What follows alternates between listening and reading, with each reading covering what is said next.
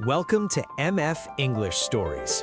Enjoy short English stories with powerful life lessons. Don't forget to subscribe.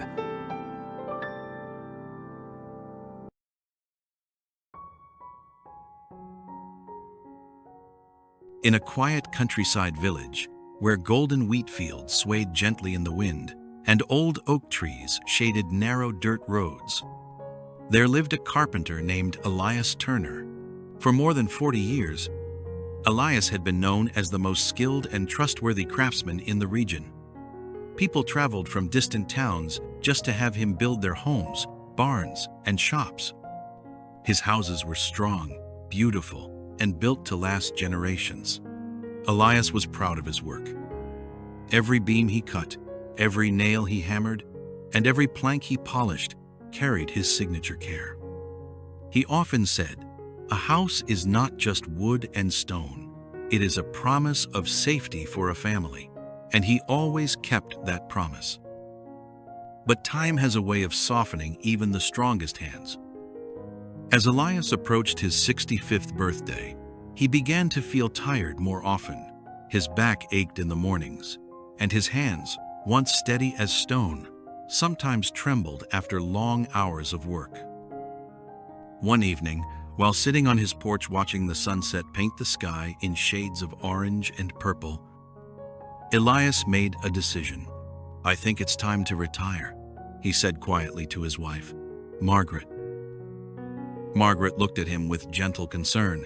"You've earned your rest, Elias, but your work has helped so many families." Elias nodded. "I will finish the projects I have promised.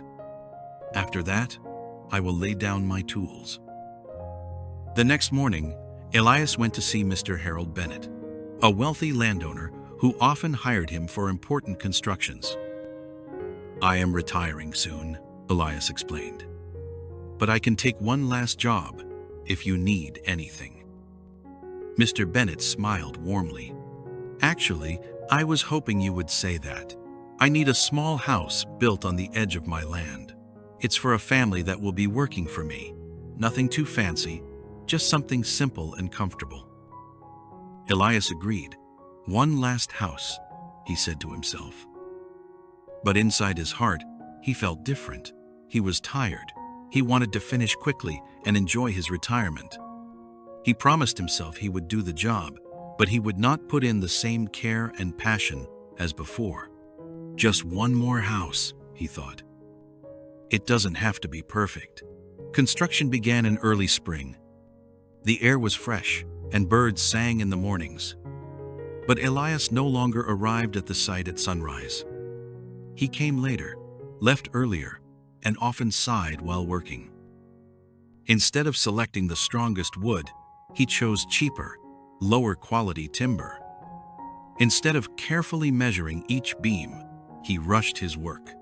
He even used old, slightly rusty nails from his workshop, thinking, "They will hold well enough." Sometimes his young apprentice, Noah, watched him with confusion. "Master Elias," Noah said one afternoon, "you always taught me to use the best materials. These boards are cracked." Elias waved his hand dismissively. "It's fine, Noah. This is just a small house. It doesn't need to last forever." Noah wanted to argue, but he respected his master too much to push further. Weeks passed, and the house slowly took shape. From a distance, it looked charming, a neat little wooden home with a sloped roof, a small porch, and white-painted window frames. But beneath the paint and decoration, its bones were weak. When the house was finally finished, Mr. Bennett came to inspect it. "It looks wonderful," he said, smiling. "You've done it again, Elias." Elias forced a smile, feeling a strange heaviness in his chest. He accepted his final payment and returned home, relieved that his working days were over. A few days later, Mr. Bennett visited Elias again. He carried an envelope and wore a mysterious smile. "Elias," he said, "you have built many houses for me over the years. You have always been honest, hardworking, and loyal. Because of that, I have something special for you." He handed Elias the envelope. Elias opened it slowly.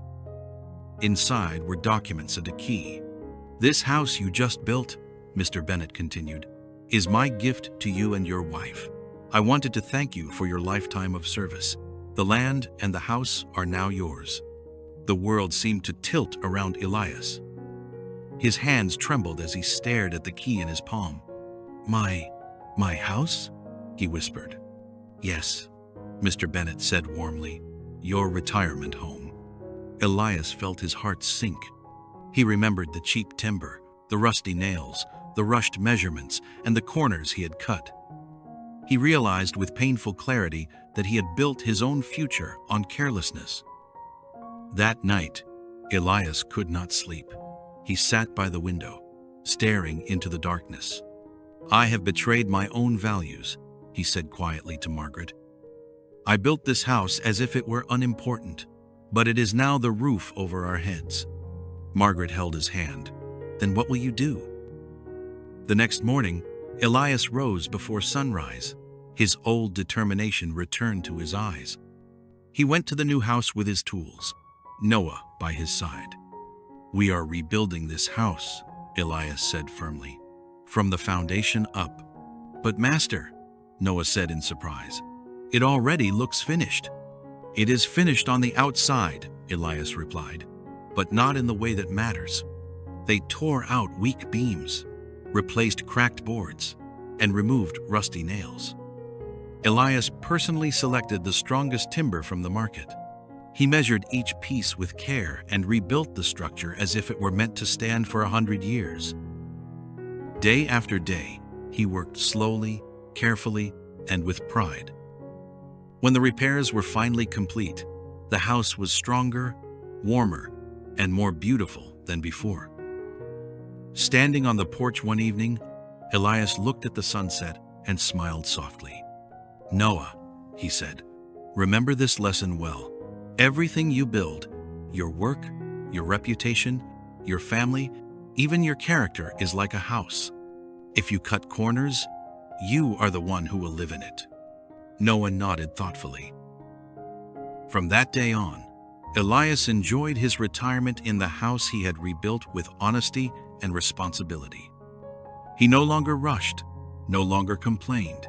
He gardened, told stories to visiting children, and taught Noah whenever he came by.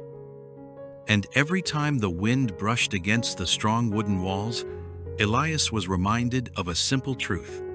We are all building our own future, one decision, one action, one responsibility at a time.